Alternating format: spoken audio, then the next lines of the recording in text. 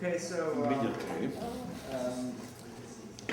just wanted to welcome everyone and thank Alain Badiou for making time again to come and speak to us this evening. Tonight we're also here to celebrate the publication of issue number 30 of Lacanian Ink, the title of which is quite simply Object A. It should be noted that, among others, Alain Badiou has been a faithful contributor to this publication for a number of years. And in issue number 30, you'll find a translation of passages from Logics of the World concerning Hegel, Kant, and Lacan.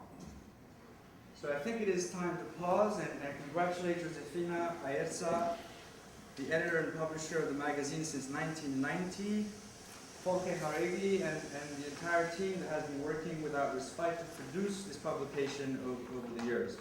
So, congratulations and thank you, and may you find the inspiration and energy to continue the good work for many years to come. As you all know, Alain Badiou is the great contemporary thinker of being and of the event. He's also the philosopher of the formation of truth procedures.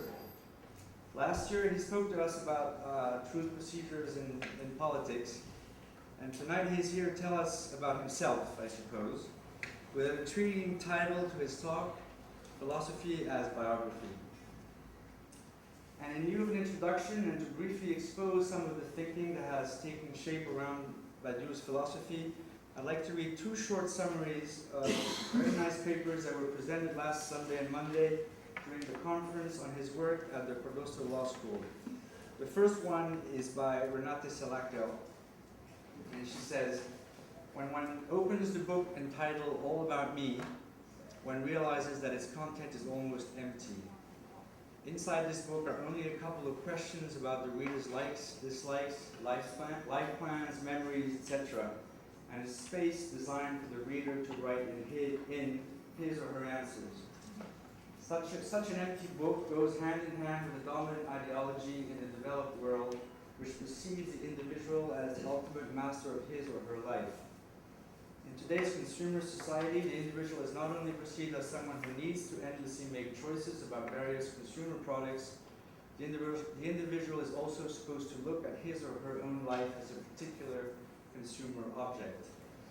The individual is today also addressed as someone for whom enjoyment is without limit, i.e. he or she is perceived as someone who can endlessly push the boundaries of enjoyment and who can only satisfy his or her ever-expanding desires. The question then is, how does ideology of late capitalism, which so much insists on freedom of choices, deal with the nature of the event? And how does today's subject, who is by the dominant ideology addressed as someone who can master his or her life as something predictable, deal with uncertainty and unpredictability?" The second statement was by Gabriel Vieira, and it summarizes Logics of the World, Alain Badiou's most recent major book, which is soon to be translated by Alberto Toscano into English. Et c'est quand la publication en anglais, la traduction de Logics of the World? Next year. Next year, okay. I hope. Okay. So, Gabriel says, in Logics of Worlds, part 2 of Being an Event, Badiou develops an objective phenomenology of appearing in view of specifying the logical character of real change as it takes place in a real given world. This real change, event, or strong singularity results from a truth process that modifies both by its own power and by its disconcerting force, or by the disconcerting force of its consequences, the appearing of multiplicities in a world. When it happens, real change imposes an effective discontinuity upon the world it comes to affect. The book, therefore, aims to think real change as what transgresses the law of being and to provide a set of directives for an ethics of living with an idea. If by such one understands a subjective incorporation to the exception of an eternal truth. So before I turn it over to Josephine, I wanted to remind you that Alain Badiou will also be making remarks on Marcel Duchamp at the Jack Tilton Gallery on Friday at 7 p.m. That's on 76th Street between Madison and Fifth Avenues. And tomorrow evening, he will be discussing politics of resistance with Simon Critchley at the Slot Foundation of the University of Pennsylvania in Philadelphia, also at 7 p.m. And speaking of Simon Critchley, who unfortunately could not be with us this evening, he will be speaking here on Thursday, December 6th, about his book, Infinitely Demanding. So, Josephina, at work. So, Lacanian Ink is in its 18th year of existence. We started the magazine, as Miguel said, in 1990. Tonight we are launching issue 30. The general subject is objet art. Why and how is it that we choose the topic for each issue? The options are certainly related to our tie to the École de la Cause, Jacques-Alain Miller's school, based in France. Our object art in issue 30 actually coincides with the object art in the psychoanalytic experience. Indeed, the topic for the 6th Congress of the World Association of Psychoanalysis, WAP, which gathers the schools of Miller orientation around the world. The Congress will happen in Buenos Aires, April 2008. Jacques Lacan takes up the object art question along his seminar from another to the other. After Miller's reading, Lacan captures in his snares small details that find their reference in Das Kapital. Now Lacan holds out a benevolent hand, gloved in marks. Work is sold. This is the fact of the proletariat. The capitalist buys it at its price in the market, and the fact is that, surprise, he retains a supplementary part which has not been paid. For the capitalist, there is a supplementary quantity marked by the term surplus value.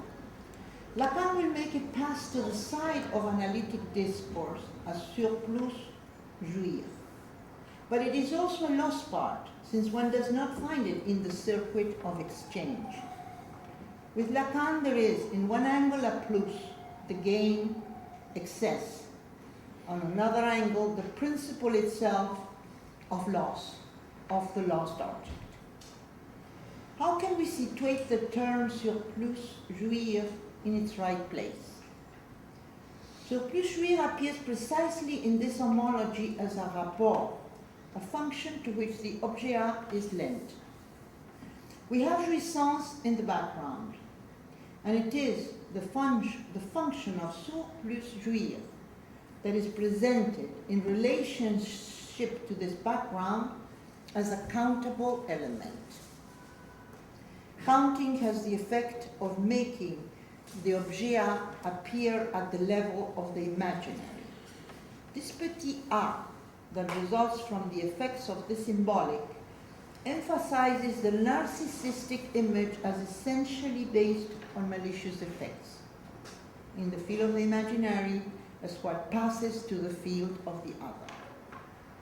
In Book 10, the seminar on anxiety, Lacan tells of a patient not very well taken care by her husband. In any case, he says, she's been treated poorly enough for her to bring the matter up. It matters little that he desires me, says she, provided he does not desire the others. In other words, emphasizes Lacan, she maintains her husband's desire regardless of whether he expresses it or not. It is enough for her if it remains idealized. It is love. The desire of the other, then, is what interests her, and not only her husband's desire. It is in this way that she describes her touchy symptom to Lacan. She feels a vaginal swelling with the passing by of any unspecified object, a mobile one, a car, for example, emerging in the field of vision. And she specifies it must be well understood that it bears no relation whatsoever, and that each one of her initiatives are consecrated, according to her purpose, to Lacan.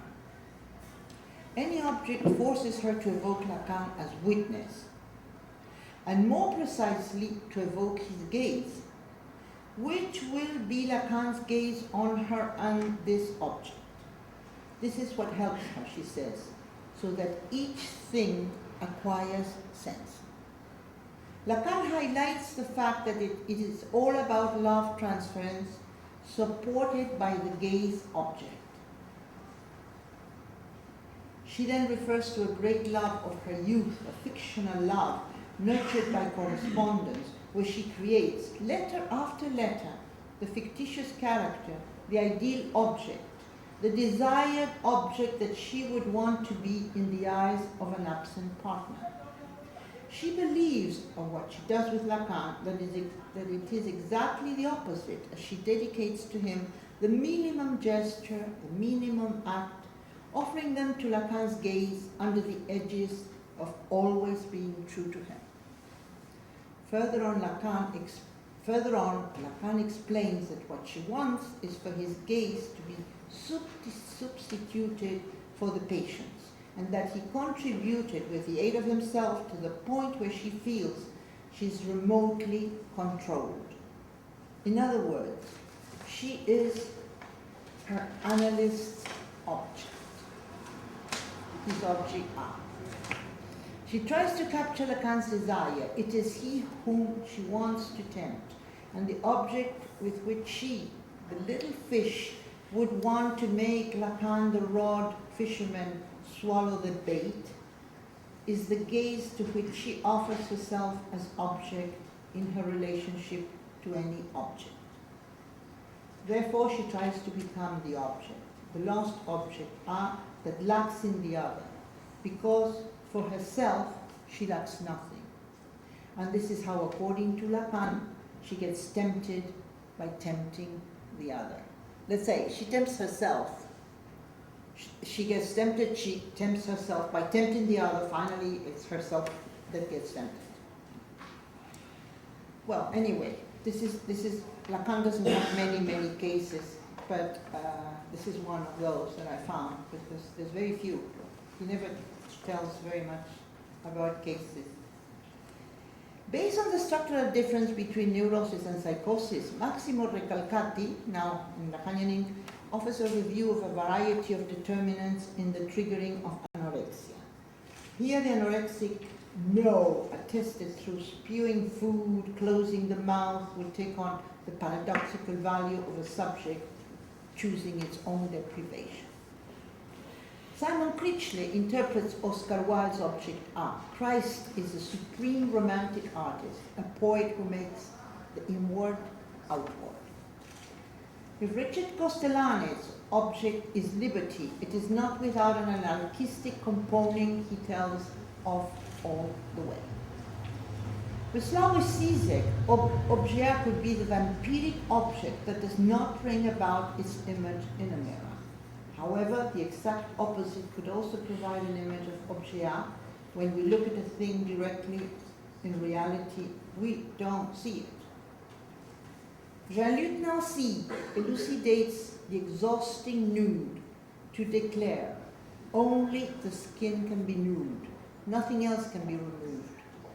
One does not undress the body of its skin.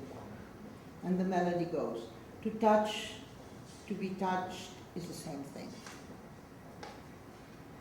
Kathy Lebovitz and me talk about the voyeur in the park. But this is not Lacan's voyeur that wants to be screamed at, caught by the police, thrown stones at. This voyeur in Japan participates of the love scene. Lots of you probably saw the show of the voyeur. It's some photographer from the 70s. With Alain Badiou, it's Hegel. Let's do this microphone. Oh, I can do this. Yeah. You have to just speak more. Like this. Yeah. Okay. Okay. I only have to line. So with Alain Badiou, it's Hegel, period. I'm finishing. With Alain Badiou is Hegel, period, Kant, period, Lacan, period. From his last book, Logique des Mondes, translated from the last book. The translation in English is forthcoming, nevertheless. With you, Alain Badiou.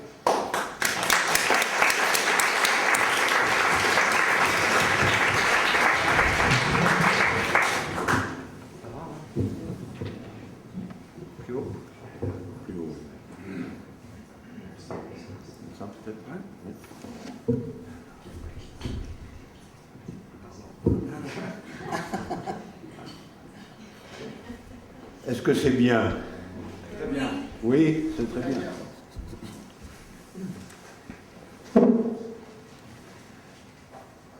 Nietzsche wrote that philosophy is always the biography of the philosopher. Perhaps a biography of the philosopher by the philosopher himself is a piece of philosophy.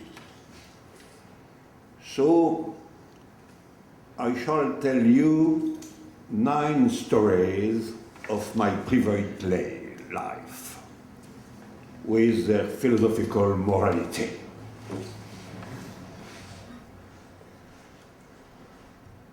I have the idea today to speak with you not of my concepts, but of my existence. The first story, which is the story of the beginning, is the story of the father and the mother. My father was an alumnus of the École Normale Supérieure, the Harvard of France, and agrégé of mathematics. My mother, an alumna of the École Normale Supérieure, and agrégé of French literature. And I am an alumnus of the École Normale Supérieure and agrégé. But agrégé of what? Of philosophy.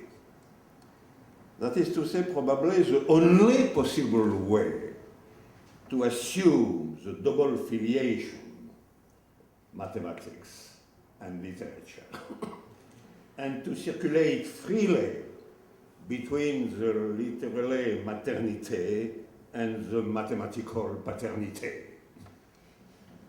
This is a lesson for philosophy itself.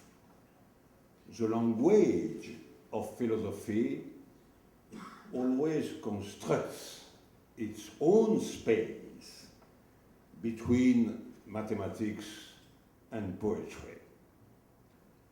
And for me, it's between, after all, the father and the mother. Someone saw that very clearly. My colleague, the French analytic philosopher Jacques Bouvresse, from the Collège de France. In a recent book, he paid me the horror of speaking of me. And he compared me to a rabbit with 5 foots. And he says that this 5-footed rabbit that Alain Badiou is runs at top speed in the direction of mathematical formalism, and then all of a sudden, taking an incomprehensible turn, it goes back on these steps and runs at the same speed to throw himself into literature. Well, yes, That is how with a father and a mother, so well distributed, one turns into a rabbit. Now the second story, about mother and philosophy. It's a complete explanation of my presence today with you. My mother was very old, and my father was not in Paris. I would take her out to eat in a restaurant. And she would tell me on these occasions everything she had never told me. It was the final expressions of tenderness, which are so moving, that one has with one's very old parents. One evening, she told me that even before meeting my father, when she was teaching in Algeria, she had a patient, a gigantic patient, a devouring patient for a philosophy teacher. This story is absolutely authentic, and I listened to it, obviously in the position you can imagine, and I said to myself, well, I have done nothing in my life, nothing else, except accomplish the desire of my mother. The Algerian philosopher had neglected this desire. He had gone off with someone else. And I had done what I could to be the consolation for my mother's terrible pain, which had subsisted underneath it all even until she was 81.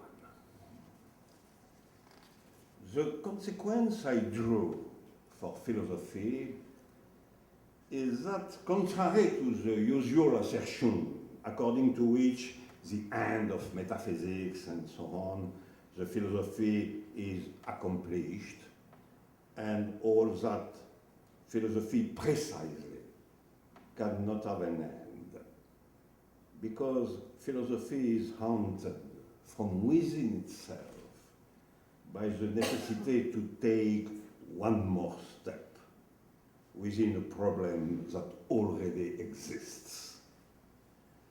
And I believe that this is its nature.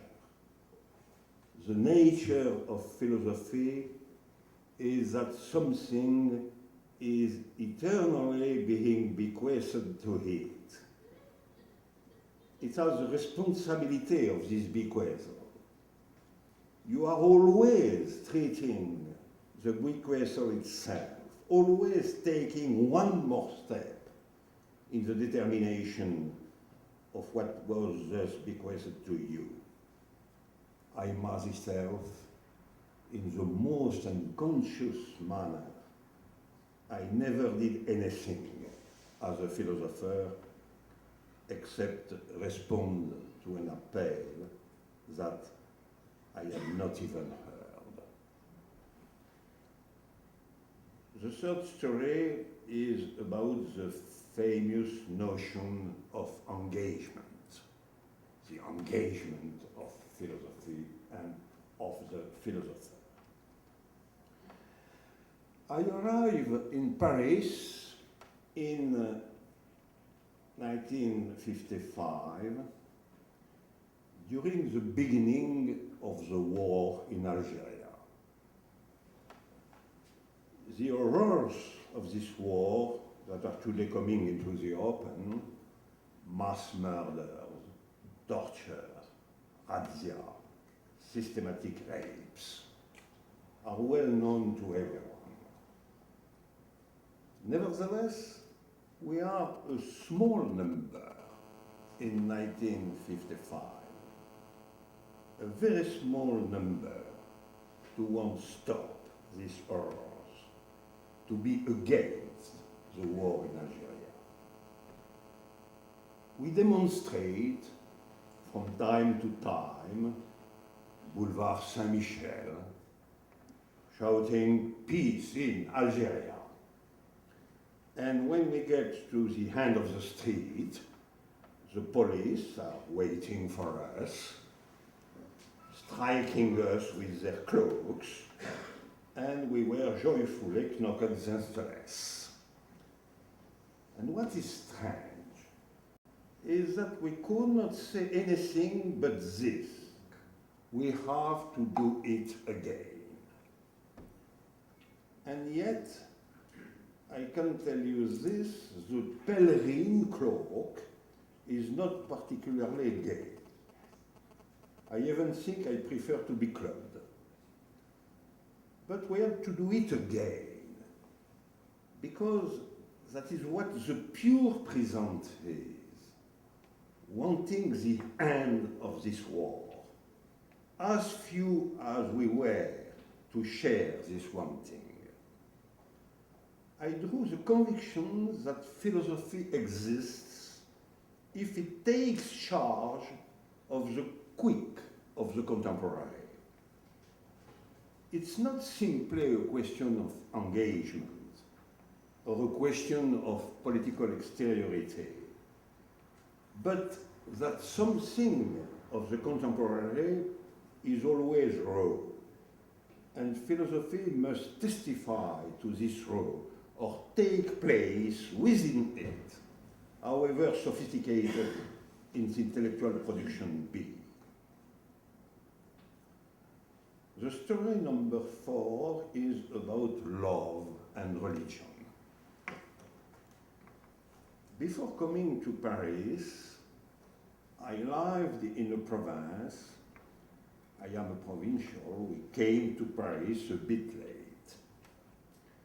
And one of the characteristics of my provincial youth is that the majority of the girls were still raised in religion. These girls were still kept or reserved for an interesting destiny, which gave an important figure to the masculine parade, the different manners to shine in front of these girls, still pious, the principle of this being to refute the existence of God.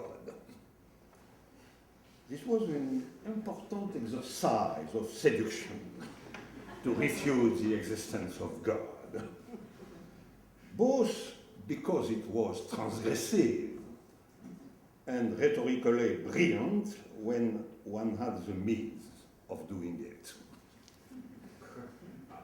Before conquering their virtues, the souls had to be yanked out of the church.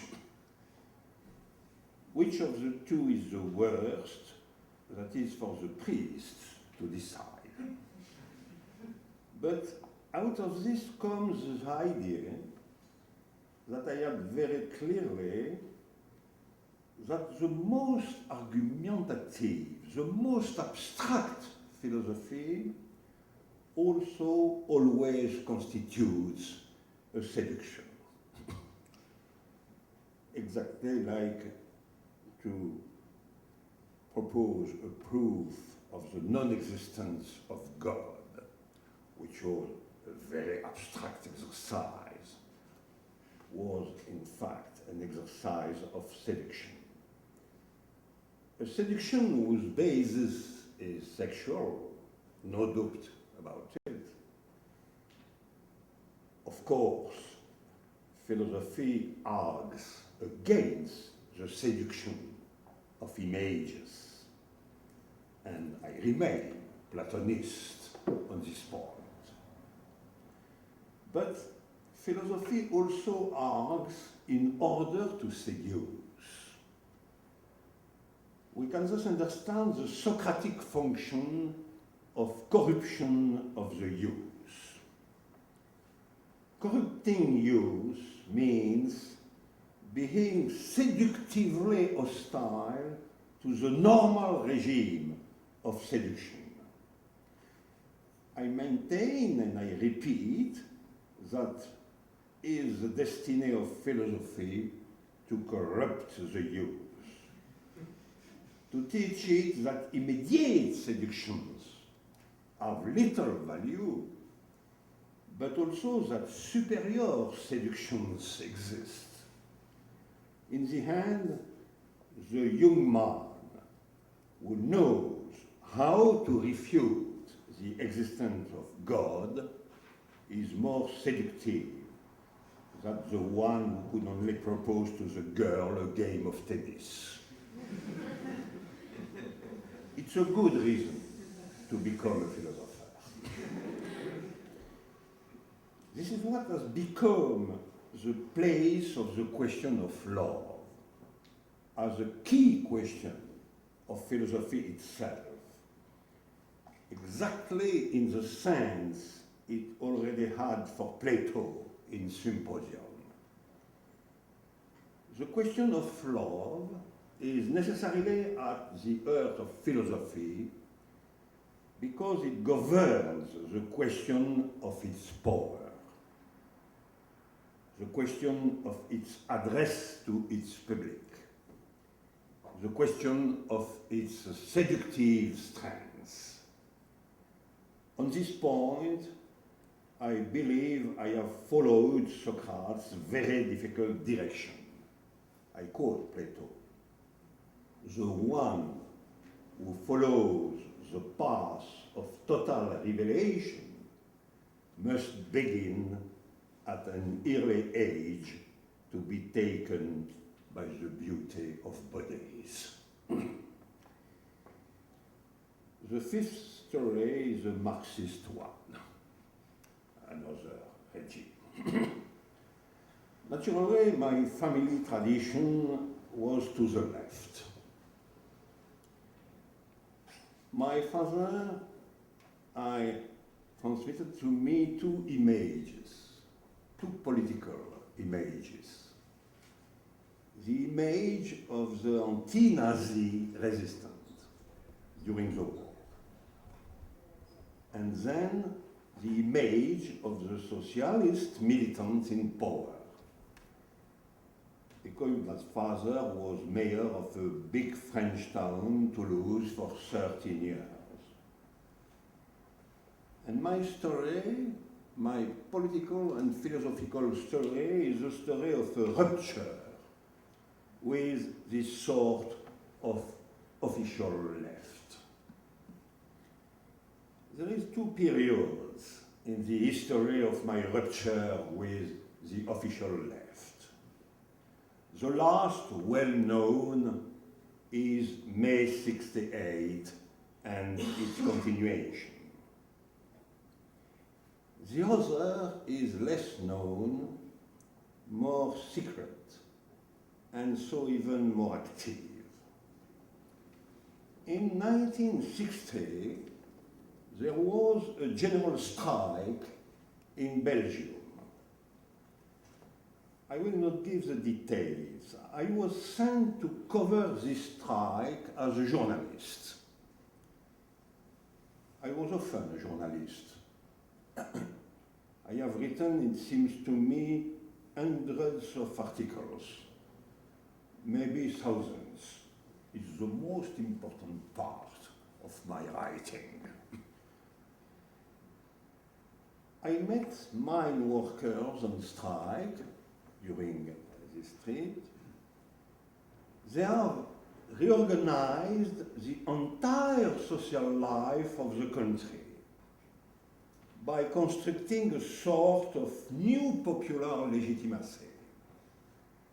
They have even edited a new money. I assisted at their assemblies, I spoke with them. I was very young. And I was from then on convinced, up till this day, I am speaking to you, that philosophy is on that side.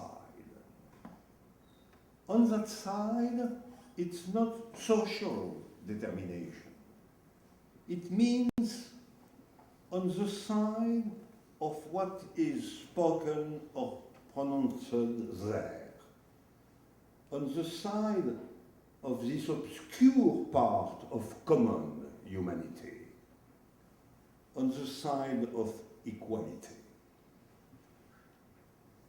The abstract maxim of philosophy is necessarily absolute equality. After my experience of mine workers, the strike in Belgium, I have given a philosophical order to myself. Transform the notion of truth in such a way that it obeys the egalitarian maxim. This is why I think I gave the truth three attributes. First, a truth depends on an eruption and not on a structure. Like political truth depends on the strike or revolt or revolution and not on the structure of the state. Any truth is new. This will be the doctrine of the event. Two, all truth is universal in a radical sense. The anonymous equalitarian for all, the pure for all, constitutes in its being, and this will be what I name the genericity of the truth. And third, a truth constitutes its subject and not the inverse. Truth and subject and not subject and truth. This will be its militant dimension. All that, in a still total obscurity, is at work when I meet in 1960 the Belgian mine workers. The story number 6 is a very moral story. After 68, during what we can call the red years, when we invented new things, when we created bonds with peoples that we did not know, when we were in the conviction that an entirely other world than that of our academic destiny awaited us, we entered into a political enterprise with a good many people, and some of them, me included, continue this new political enterprise. But what really struck me, the experience I wish to speak of here, is the experience of those who, starting with the middle of the 70s, renounced this enterprise, abandoned this enterprise. Not only did they abandon this enterprise, but they entered into a systematic renegation that, starting with the new philosophers from the end of the 70s, little by little establish themselves, spread and dominate. And this is planted in philosophy like an arrow. It's a question in itself. How is it possible that one can cease being the subject of a truth? How is it possible that one returns to the routine of the world? This question nourishes my conviction that what is constitutive of philosophy is to stay not only within the vividness of the event, but within its becoming, that is, within the treatment of its consequences, never to return to structural passivity. That is properly constitutive of philosophy as thought. And it's what I simply call fidelity. And fidelity forms a knot. It's a concept that brings together the subject, the event, and truth. It's what traverses the subject with regard to an event capable of constituting a truth. Here again, I think of Plato. At the end of Book 9 of the Republic, Socrates responds to the objection that the ideal city which he had traced the plan of would probably never exist.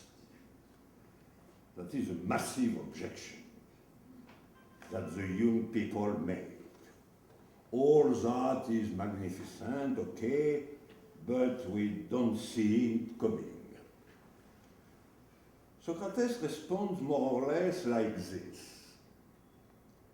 that this city exists or may one day exist is of no importance, because it's only its laws that must dictate our conduct.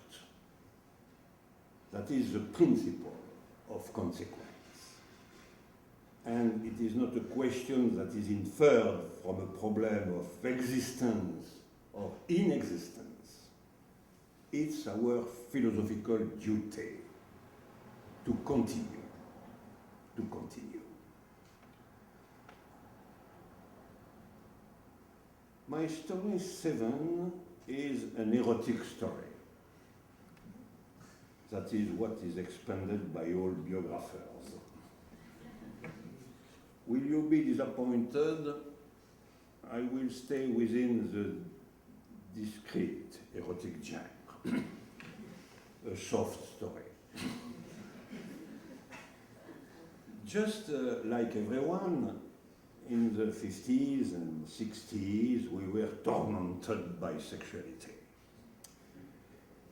This torment is certainly still very perceptible in my first novels, Almagest in 1964, and then Portulan in 1967.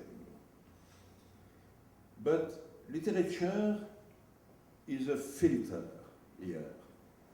In the hand, this trouble, this sexual trouble, is, I think, foreign to philosophy, strictly speaking. In conformity to its great classical tradition. I would say that I learned little by little why. Why finally sexuality and the sexual trouble is not directly in cause in philosophy. It is certain that sexual situations are fascinating. It's not the problem. And it's also certain that the formalism of this situation, the erotic formalism, is extraordinarily poor. And all its force, all the force of the erotic formalism, which is the same from centuries and centuries, this force depends on a repetitive injunction with variations of little amplitude. I would say then that little by little in life, a relation of charmed connivance is established with this formalism. Finally, neither transgressive fascination for erotic work, nor the repression of the superego as really at their place in this affair. We can say simply that all that is delicious, and after all, without great consequence for thought. I have come to conclude philosophically that as acute as this pacifying charm connivance might be, at least for me, desire is not and cannot be a central category for philosophy. Or rather, desires only touches philosophy just as well probably as jouissance, as bodies are sized by laws. That is why from this long crossing, 50s, 60s, and so on, from this long crossing through sexual torment, the final result is, as I had already said for other reasons, that love and not desire must instantly return into the constitution of the concept. The story number 8 is a formal story, or a story concerning forms. I said on the subject of the erotic injunction, of the erotic commitment, formalism. And I said it as a philosopher, because I deeply believe that what permits a singular truth, amorous as well as political or scientific, to touch philosophy is in the end its form.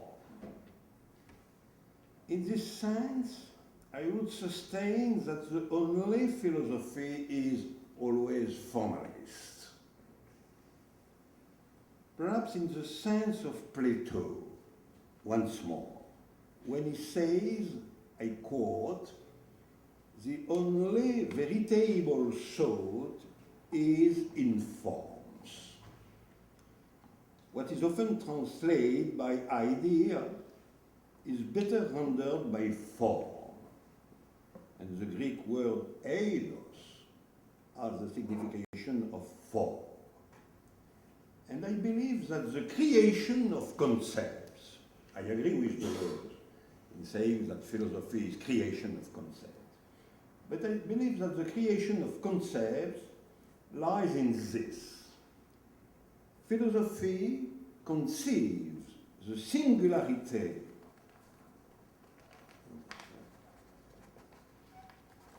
Philosophy conceives the singularity of the forms of truth. And there again, we have a Platonic program. Why Platonic? Because dialectics, in the sense of Plato, dialectics is the science of forms. And form is, in philosophy, singularity. It is, as Socrates says in Phaedo, I quote, the unique form of what remains identical to itself. The unique form of what remains identical to itself. And from this we have an intimate tie between philosophy and mathematics. The tie is strongly formalized by Plato himself. If the philosophical concepts are in the hands, the form of the concept of truth, then they must support the proof of formalization. Form, formalization. That is the intimate link between mathematics and philosophy. All the great philosophers have submitted the concept to an overwhelming speculative form of formalization. I think that it is why mathematics must have remained a passion for me. I scrutinize this precisely in mathematics. What is thought capable of when it is devoted to pure form, as the literality of form? And the conclusion I have progressively drawn is that what it is capable of, when thought is ordained as pure form, is thinking, being as such, being as being, which gives my provoking formula, according to which effective ontology is nothing else than constitute mathematics, which obviously, in the eyes of the psychoanalyst, means that my desire is only there to sublimate the image of my mathematician father. The final story, the story number 9, is about my masters. Philosophy is a question of mastery, and this in a triple sense. First, because philosophy belongs in effect to what Lacan calls the discourse of the master. Then, because philosophy supposes in its very subjectivity the encounter with the master. And finally, and lastly, because if we look closely at it, philosophy always ends up by constituting a discourse that is ordained to a principal signifier, a master signifier, such as is in my thought, for example, the signifier truth. In the three cases, philosophy is a question of mastery, discourse of the master, encounter with the master, master signifier. So, biographically, who were my masters? During the decisive years of my education, I had three masters: Sartre, Lacan, and Althusser. They were no masters of the same thing. What Sartre taught me was simply existentialism. But what does existentialism mean?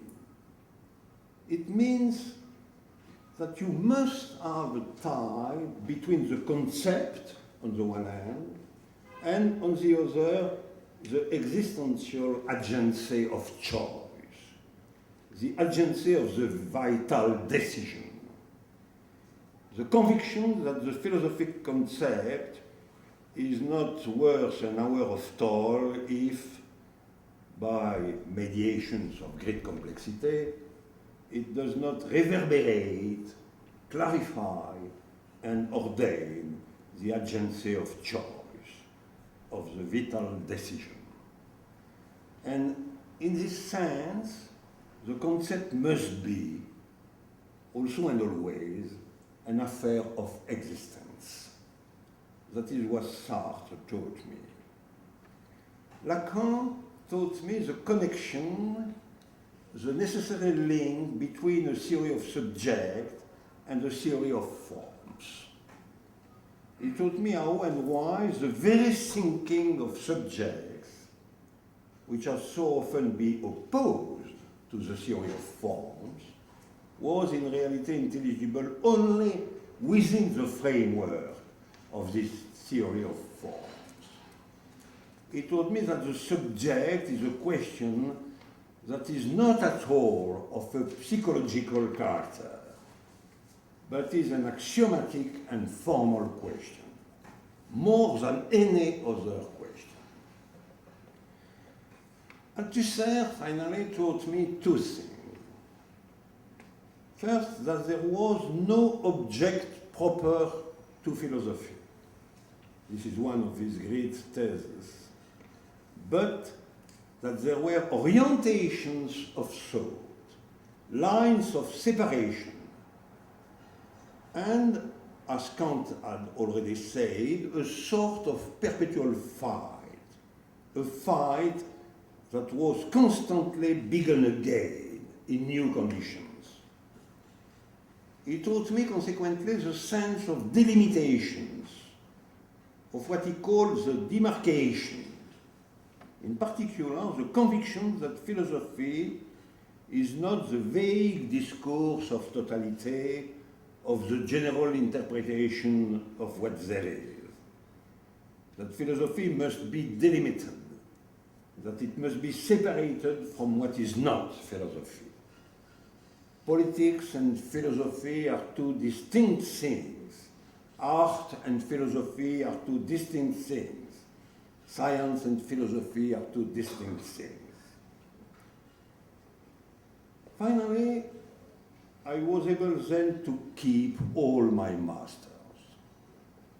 I kept Sartre, despite the disregard he was object of for a long time. I kept Lacan, despite what must really be called the terrible character of his disciples.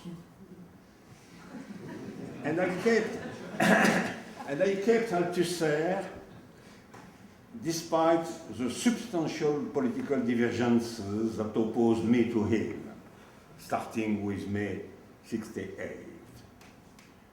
Crossing through the possibility of oblivion, the dissemination of disciples, and the political conflict, I succeed in conserving my fidelity to three very different masters. And I maintain today that in philosophy, masters are necessary. I maintain a constitutive hostility to the tendency towards democratic professionalization of philosophy and to the imperative that is rampant today and humiliates youth. Be little and work as a team. I would also say that the master must be combined and surmounted. But finally, it's always disastrous to deny them. It's the end now, and when I am at my wit's end, my trick is to pass the stick on to the poet. I have chosen the poet of my adolescence, naturally, Saint John Perse. With him I can speak of another dimension of life, the companions of existence. The companions of the poet are different from the companions of the philosopher. The companions of the philosopher are the different societies within which the question of a truth is at least posed. The companions of the poet are often the companions of his solitude, which is why Saint John Perse enumerates them as companions in exile, at the moment when he himself must go into exile, at the beginning of the Second World War, when he came here.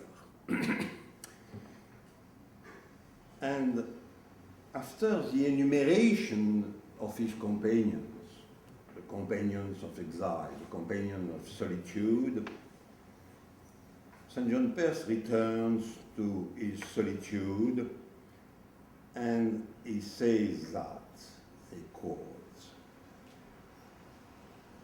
"Stranger, on all the beaches of this world, with neither audience nor witness, pressed to the ear of the West, a seashell without memory.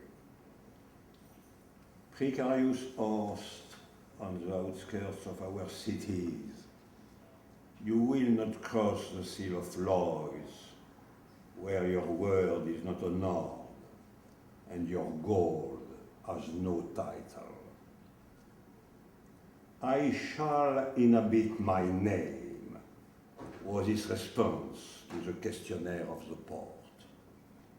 And on the tables of exchange, you have nothing but trouble to produce, just as these great monnets in iron exhumed by lighting.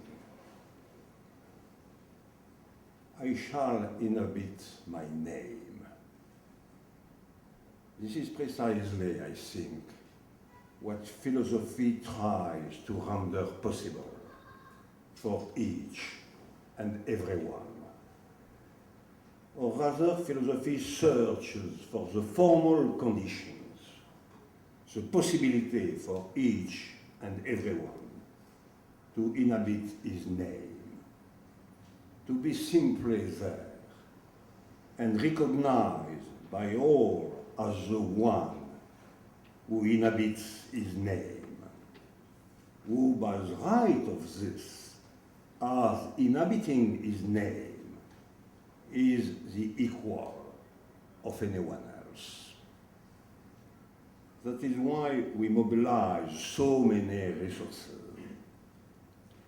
That is also what our monotonous biography can be used for, to constantly begin again the search for the conditions by which the proper name of each one can be inhabited. Thank you.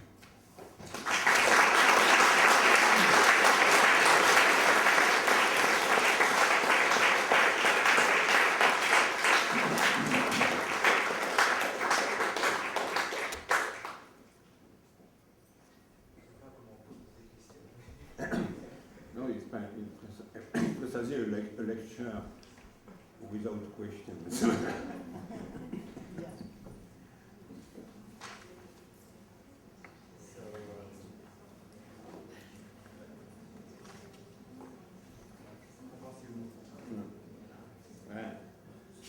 Inhabit your name.